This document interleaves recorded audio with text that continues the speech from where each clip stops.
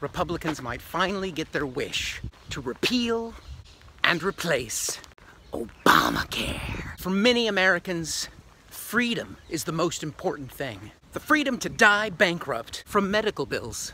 I have to admit, I struggle with this one because I've lived in the UK for 17 years and I've used the NHS firsthand. And it's not perfect, but at least I have healthcare.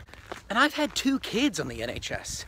My kids are alive today because of the NHS, because there's no way I'd pay to have them. Ungrateful. Worrying about healthcare is as American as apple pie. And I had to have my first surgery on the NHS last year, and I didn't have to pay anything. It was already covered, part of my taxes. That's just how it works. I had the surgery, came out, and I got a pie. It was a fish pie, and it was pretty disgusting. It actually put me back in the hospital, but it still didn't cost anything. First time I ever went to the doctor in the UK. I went in, there were no papers to fill out really, just gave my name, no forms for proof of insurance, no credit check.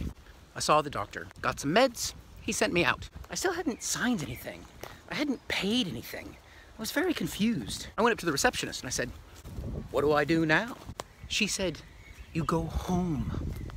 Yeah, turns out she was racist. I do think sometimes we could never have universal health care in America because the only thing stopping us from shooting each other over everything is the fact that it might cost $10,000 per bullet.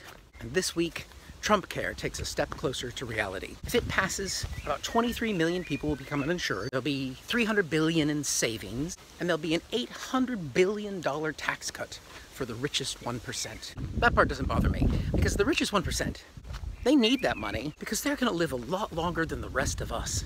And if you're wondering why Trump supporters aren't up in arms about this, it's because they probably don't know. Media that Trump supporters listen to only talk about the budget cuts and only talk about all the bad things that have come from Obamacare. But ultimately, Trump supporters are the ones who will probably suffer the most from this bill. And by the time they figure it out, it won't matter. They won't live long enough to know. If you're poor, you deserve to die. Obamacare.